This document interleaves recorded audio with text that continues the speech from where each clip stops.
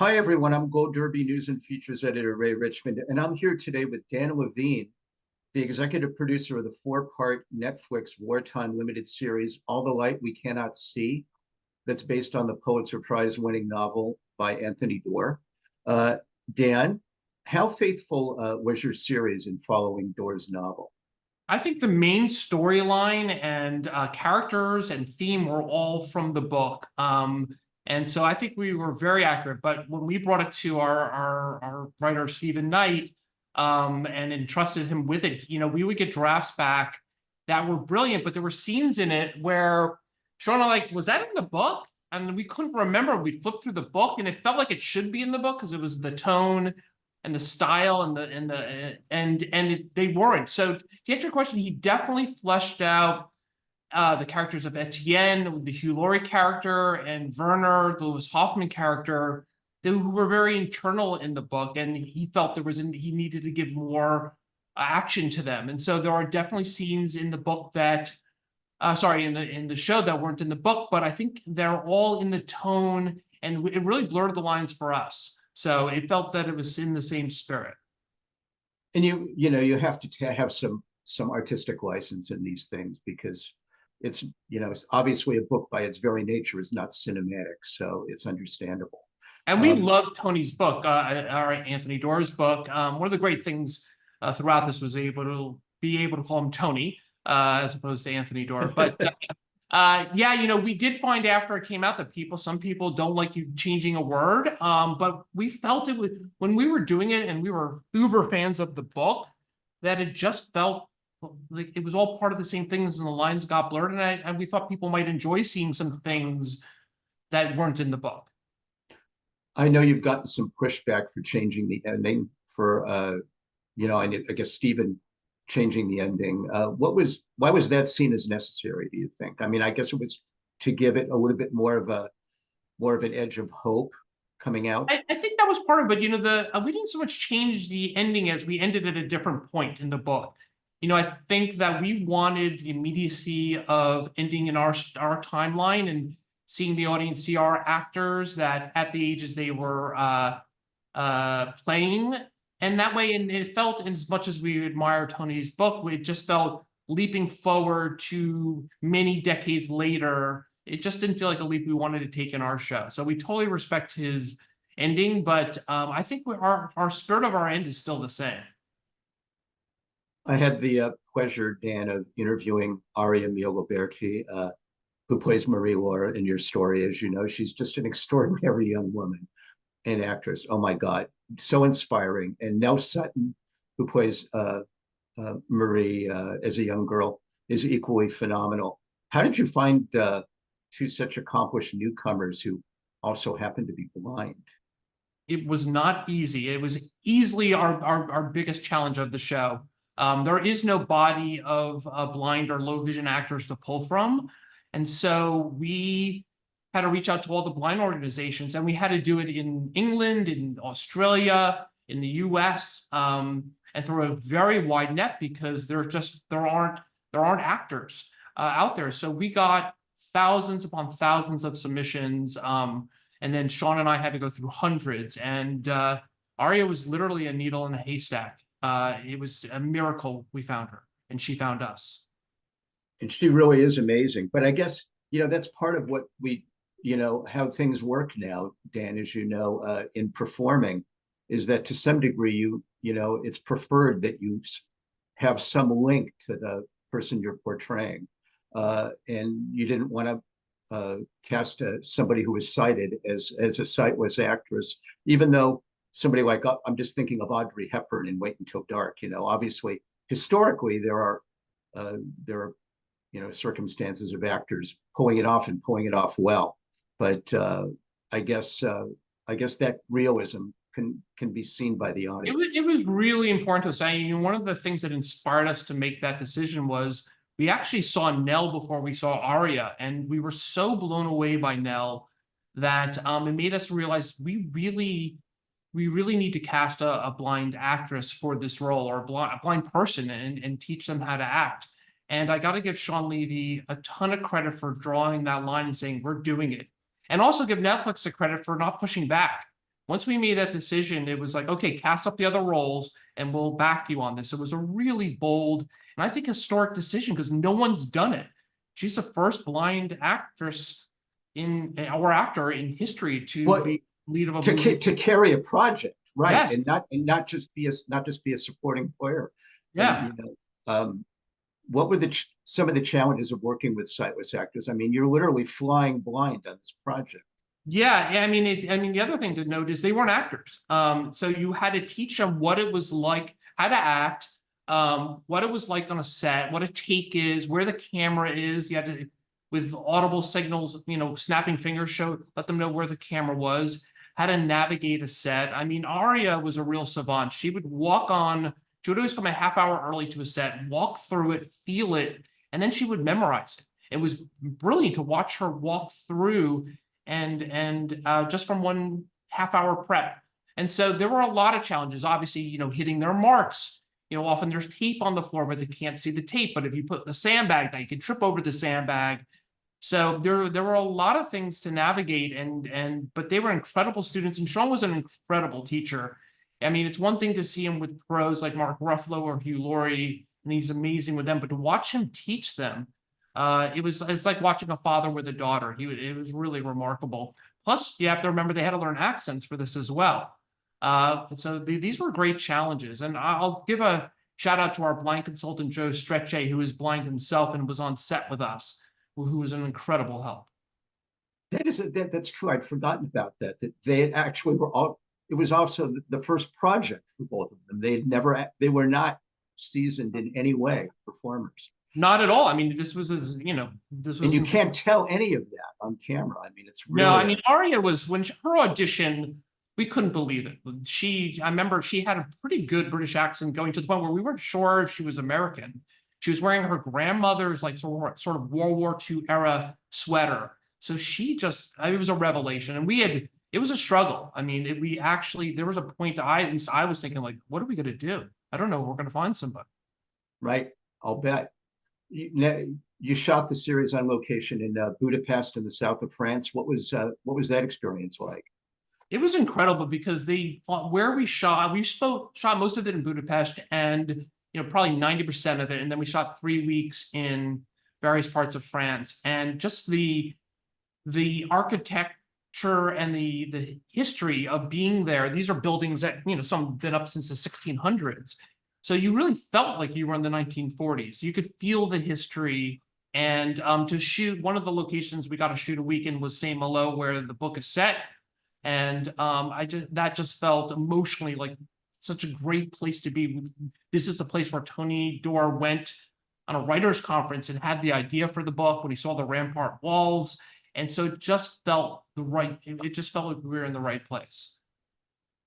Could you have just as easily used CGI and visual effects, which is, of course, the way they usually do it these days, to depict the locations, Dan, rather than going to the time and expense of actually, taking the production there? Do you think the audience can tell the difference?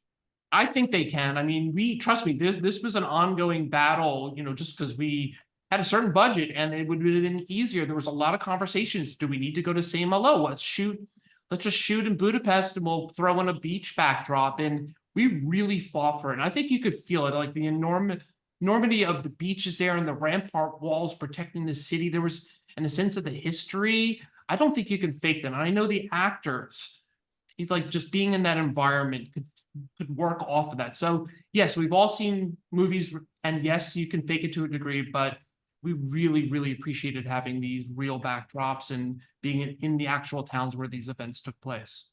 I'm trying to imagine Sean Levy fighting for that. He's such a force of nature. I imagine it's very hard to tell him no, even if you're. Yeah, no, I mean, there's a lot of arguments to be made why we could have done it, but we both felt very strongly. I was like, we're going there. We've got to go there. Yeah. Luckily we won, and we got to go there and other parts of France, which were just so incredible to be in. I know that Sean, in particular, has discussed how Russia's invasion of Ukraine, Dan, impacted the production as you shot in Budapest. And didn't you use actual Ukrainian refugees as extras while shooting an Exodus scene escaping Paris? Oh my God, how emotional did that have to Yes, that is true. And we actually even one of the refugees who found our art department and asked for a job, and she had some experience, and we hired her there. So it was never lost on us that there was a war going on, a 3-hour drive from where we were. And so any chance we could to help out, and we would. But yes, that was hovering over us the entire shoot. How do you feel about the timing of the series happening during this fraught moment? I mean, coinciding with the Russia-Ukraine war. Did it kind of infuse the story with added poignance? 100%. I mean, I think there was a certain amount of gravitas that it brought the show, that we're dealing with the survival of the human spirit during war, and we're shooting a show about people trying to rise above in a war. And I think it gave us an added responsibility. And I remember when we were moving out there, there was, you remember hearing about Chernobyl and where they started chain reaction. And I remember we were flying out there. It was pretty scary to be heading out there during that time. Obviously the war never crossed borders with Hungary, but it still was this pervasive feeling and that really was symbolic to what we were shooting. It's the power and the haunting nature of the Holocaust. It's just the fact that we're basically 80, 85 years later after that. And, we're still making poignant and powerful projects about it. Tells you just how significant that was in human history. 100%. I mean, I think it's the ultimate good versus evil battle, which is why I think it's always been such a tenet of film and TV, and why it gets revisited in through books as well. What was it? Talk about working with a couple of pros named, you mentioned Mark Ruffalo and Hugh Laurie. You can't do much better than those two guys, huh? No, I mean, they're consummate professionals. I've always admired them from afar. So to see them work up close was a dream come true. And, to boot, they were the world's nicest human beings. And I got to say, a career highlight for me is having a post-wrap martini with Hugh. There's no better person on the planet to have a martini with. Wow. I want to do that. And if you can do it, it's pretty great. He's an amazing person. Seems like, well, I remember when he was doing House, just talking about how much he was in like every scene for that show, and didn't it last like 11, 12 years? Yes. It's so funny to think of that.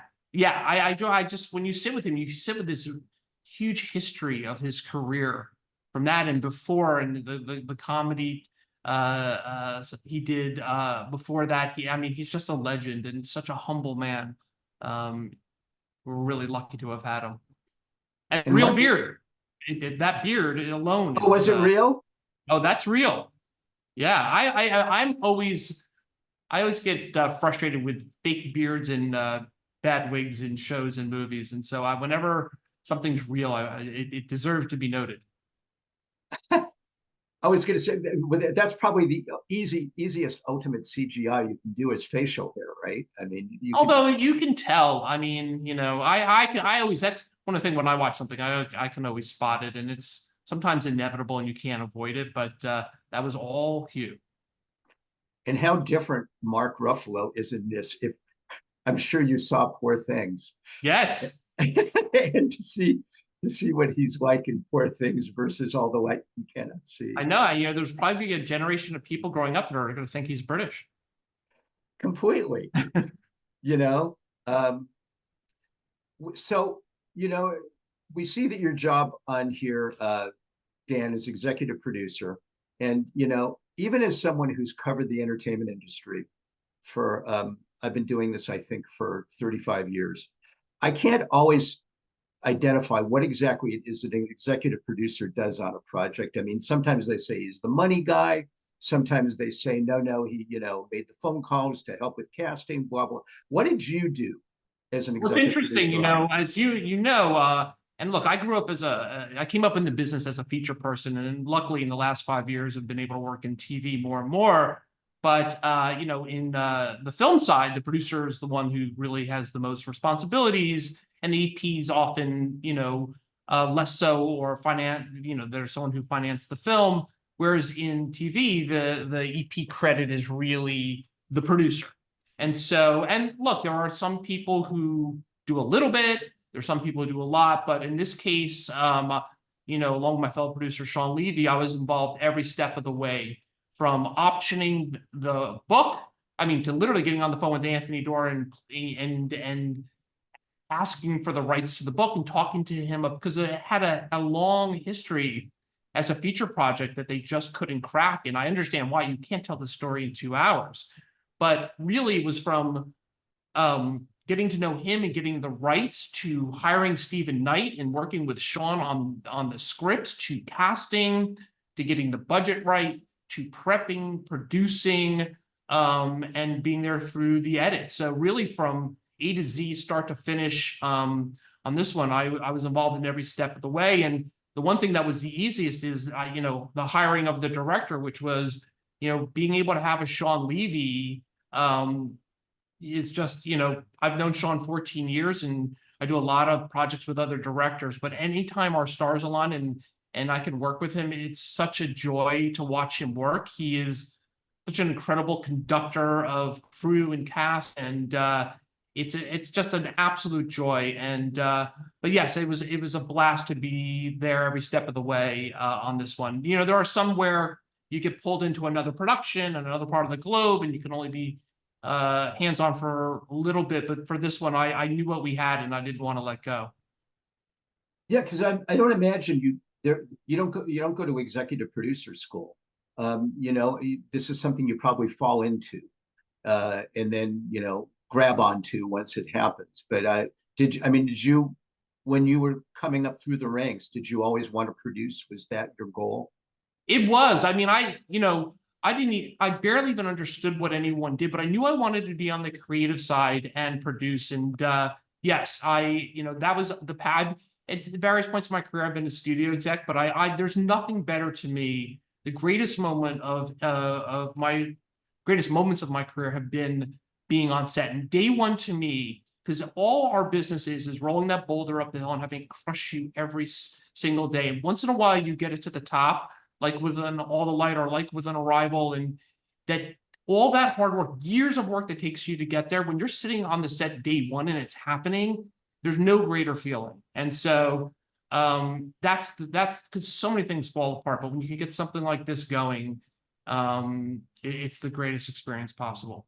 And Dan, did you, I imagine, I guess in tandem with others, but did you primarily make the call that this was going to be four parts rather than a single feature? Well, when we got it, it had sort of played out its life as a feature, and this is just when Chernobyl had come out and limiteds were becoming big again. And I love the idea of a limit. I love a show that knows its beginning and end. And the big part of our pitch to Tony Doerr was that let us tell a limited series version of your story. But it's interesting, when we went to Stephen Knight, who is an incredible partner in this as well, and we said to him, well, how long is this? Because we thought in our heads, oh, it's going to be six episodes. He goes, let me write the pilot and I'll tell you. And so he hands in a pilot, which was brilliant. We loved it. Netflix stuff. And he goes, 4. He goes, it's 4 episodes. And we're like, okay. Because he just knew in his head. And once he declared that, that's what it was. When Stephen Knight tells you how long something is, you listen. Yes, but he was right. He just knew in his head how it mapped out. And yeah. I can't speak enough how much Sean and I loved the experience of working with him. I mean, he's such it's a known thing that he's an incredible writer. And I've been a longtime Peaky Blinders fan. And but he was just so collaborative. And he just wrote beautiful words. So, go back to the beginning when you asked, did we change things from the book? Just when he did change things, it felt right.